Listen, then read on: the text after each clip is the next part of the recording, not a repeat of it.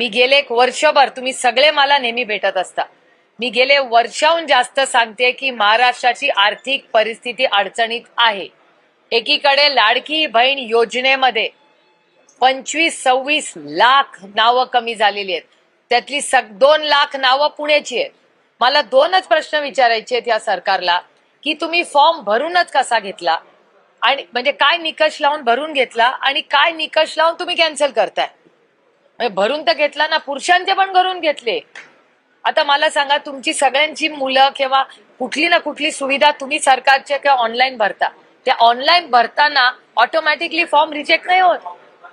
मग मेल आणि फिमेल मधलं कळलं नाही या सरकारला, कुठलं हे सॉफ्टवेअर काढलंय, कोणी यंत्रणा लावली, याची इन्क्वायरी झाली पाहिजे. आणि मी माननीय मुख्यमंत्र्यांना विनंती करणार आहे की याची इधर सीएजी रिपोर्ट काढा, ह्याच्यावर व्हाईट पेपर काढा आणि याच्यावर पूर्णपणे ह्या स्कीमवर एक मोठी जम्बो इन्क्वायरी लावली गेली पाहिजे. आणि महाराष्ट्र सरकारने नाही केलं तर दुर्दैवाने आम्हाला दिल्लीला जावं लागेल. पण तरी माझा विश्वास आहे की महाराष्ट्राचे मुख्यमंत्र्यांनी अँब्युलन्स घोटाळाचं जेव्हा बोललो आम्ही तेव्हा थांबवलं.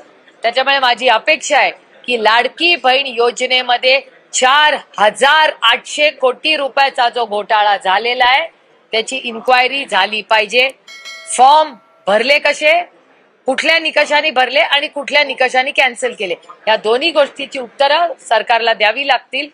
आणि काल माननीय भुजबळ साहेबांचं स्टेटमेंट आहे की लोकांवर ऍक्शन घ्या. कोण आहेत ती लोक, पण ऍक्शन कुणावर घेणार, हा एक प्रश्न. आणखीन एक महत्वाचा प्रश्न, सातत्याने हे सरकार म्हणत असतं की जुन्या काळामध्ये लिकेजेस व्हायचं. ठीक आहे, तुम्ही मनमोहन सिंग साहेबांनी डायरेक्ट बेनिफिट ट्रान्सफर डीबीटी आणलं, मग डीबीटी आणल्यावर 0 लिकेज असायला पाहिजे.